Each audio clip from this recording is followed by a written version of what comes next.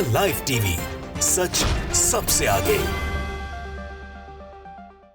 फिलिस्तीन युद्ध में जो लोग कह रहे थे शुरू में, जो वॉर एनालिस्ट थे, वैसा ही अब होता हुआ दिख रहा है। लोगों ने पहले भी कहा था कि इजराइल गाजा पर कब्जा नहीं कर पाएगा, एयर स्ट्राइक से गाजा को तबाह करेगा, बर्बाद करेगा, लोगों की जान लेगा, बेरहमी से बच्चों को मारेगा, महिलाओं को मारेगा, आम नागरिकों के घरों को तोड़कर आम नागरिकों को मारेगा, जुल्म की इंतहा पार कर देगा। लेकिन जब ग्राउंड इन्वेजन के लिए जाएगा तो उसको वहाँ मुंह की खानी पड़ेगी और उसका कोई भी जो गोल है वो पूरा नहीं हो पाएगा।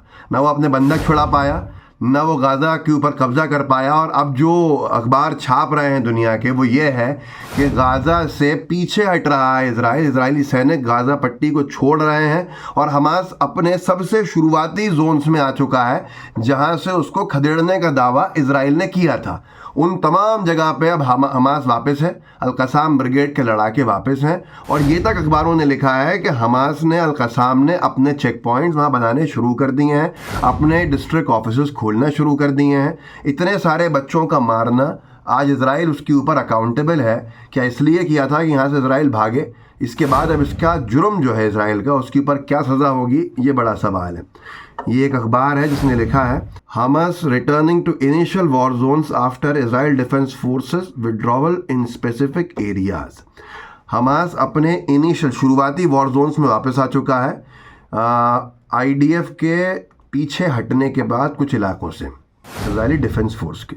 अब ये साफ तौर के ऊपर ये भी लिखा जा रहा है कि ये हमास गवर्नमेंट की वापसी है गाज़ा में, और जो हमास के मुजाहिदीन हैं उन्होंने दोबारा उन इलाकों के अंदर दाखिल होना शुरू कर दिया है जहां से इजराइल ने पीछे हटना शुरू किया है। अभी हाल ही के दिनों में टेम्पररी ऑफिसेस भी जो हैं वो बनाए गए हैं हमास गवर्नमेंट की तरफ से गाज़ा शहर के अंदर, और पुलिस ऑफिसर्स जो हमास के अल-कसाम के पुलिस ऑफिसर्स हैं उनको डिप्लॉय भी किया गया है, वहाँ पर तैनात भी किया गया है, और सैलरी पेमेंट्स भी देने शुरू किए हैं। ये इजरायली रिपोर्ट का हवाला देके लिखा जा रहा है। मतलब इजराइल के अखबारों ने ही छापा है कि हमास ने अपने पुलिस के अधिकारियों को तैनात करना शुरू कर दिया है। जिन इलाकों में शुरुआती दौर में पीछे हटा था फिलिस्तीन, जिन इलाकों में घुसने का काम किया था इजरायली डिफेंस फोर्स ने, अब इजरायली डिफेंस फोर्स बिना अपने बंधकों को छुड़ाए हुए, बिना अपने नागरिकों को छुड़ाए हुए पीछे हटने का काम कर रही है। और वैसे वैसे अल-कसाम और हमास और फ़िलिस्तीन के लोग आगे बढ़ने का काम कर रहे हैं। इजरायली मीडिया ये भी लिख रहा है कि उन इलाकों में जहाँ पर शुरुआती वॉर जोन्स थे, वहाँ पे हमास ने, फ़िलिस्तीन ने गाज़ा के लोगों को, पुलिसमैन जो हैं उनको, पुलिस अधिकारियों को तैनात करना शुरू किया। उनकी सैलरीज तक दी जानी शुरू हो गई हैं। ये कोई और नहीं लिखा है, ये इजरायली मीडिया ने क्लेम किया। जैक्सन हिंकल ने एक 7 मिनट का अल जज़ीरा का वीडियो शेयर किया है जिसमें 11,500 से ज़्यादा, 11,500 से ज़्यादा बच्चों के नाम और उम्र लिखी हुई है जिनको इजराइल ने पिछले 3-4 महीने के अंदर मारने का काम किया। मैं इस वीडियो को यहाँ पर थोड़ा सा लगा देता हूँ कि कैसे रोल आउट हो रहा है। जो शुरुआती बच्चों के नाम हैं वो 0 ईयर्स ओल्ड हैं, फिर 1 साल के बच्चे हैं, ऐसे करके 17 साल तक पहुँचेंगे। आप सोचिए 11,500 बच्चों के नाम भी कैसे कि उनके पिता के नाम तक हैं।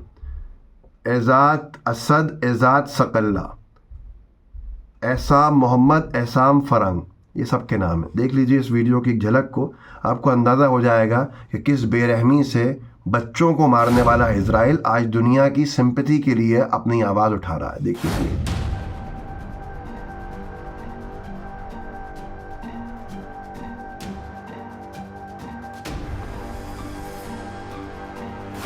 अगर इस वीडियो को आप सोशल मीडिया पे, ट्विटर पे ढूंढेंगे तो आपको बहुत बड़ा 7 मिनट का वीडियो मिलेगा जिसमें उन तमाम बच्चों के नाम शामिल हैं जिन बच्चों को मारने का कृत्य इजराइल ने किया।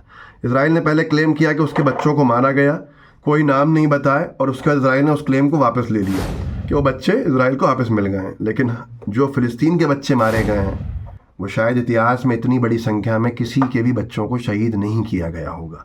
उनके पास डॉक्यूमेंट्स हैं, उनके पास नाम है, पिता के नाम के साथ नाम है जिन बच्चों को मारा गया है। आज भी वॉर क्राइम्स के लिए कोई और आधार चाहिए क्या अंतर्राष्ट्रीय एजेंसीज को, दूसरे देशों को? ये बड़ा सवाल है।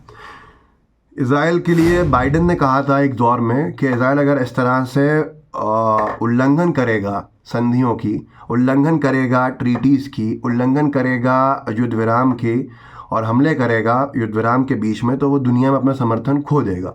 जो बाइडेन बराबरी से खड़े हुए हैं इसराइल के साथ, मैं उनकी तरफदारी नहीं कर रहा, लेकिन वाकई में इसराइल का समर्थन जो है वो धीरे धीरे कम होता जा रहा है। आइसलैंड के जो नेशनल फुटबॉल टीम के कोच हैं आगा हेराइदा, उन्होंने साफ तौर के ऊपर ये बयान दिया है कि I would prefer not to play against Israel which killed 26,000 Palestinians. मैं प्रेफर करूँगा इसराइल के ख़िलाफ़ नहीं खेलने के लिए, जिस इसराइल ने 26,000 फ़लस्तीनियों को जान से मार दिया है। मैं आपको उनकी जो इनके नागरिक हैं, सेना तो एक तरफ है, नागरिक, इनका अमानवीय रूप दिखाता हूँ कि कैसे जालिम और जुल्म इनके दिमाग पर छाया हुआ है कि जो राफा बॉर्डर से ह्यूमैनिटेरियन एड के ट्रक्स आ रहे हैं, उनको वहाँ के जो इजरायली नागरिक हैं वो रोकने का काम कर रहे हैं। आप सोचिए कि नफ़रत का आलम क्या है, जुल्म का आलम क्या है। देखिए इस वीडियो में।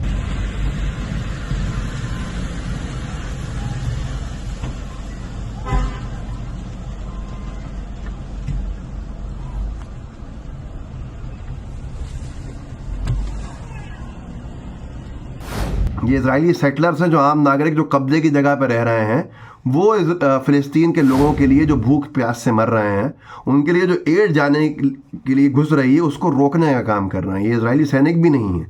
तो आप सोचिए कि कितनी नफ़रत होगी। एक और सेंसर्ड वॉइस ने वीडियो डाला है कि कैसे ये इजिप्ट जो क्रॉसिंग है इजिप्ट की, और उसके अंदर ये ट्रक्स को रोकने का काम कर रहे हैं। एक और एंगल से देख लीजिए। מעבר ניצנה מרגע חסום.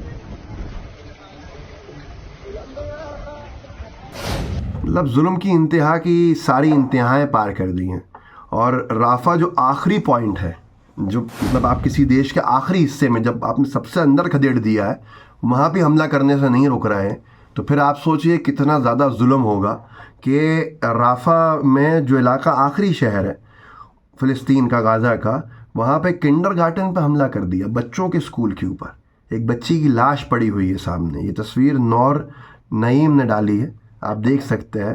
ये हालत है।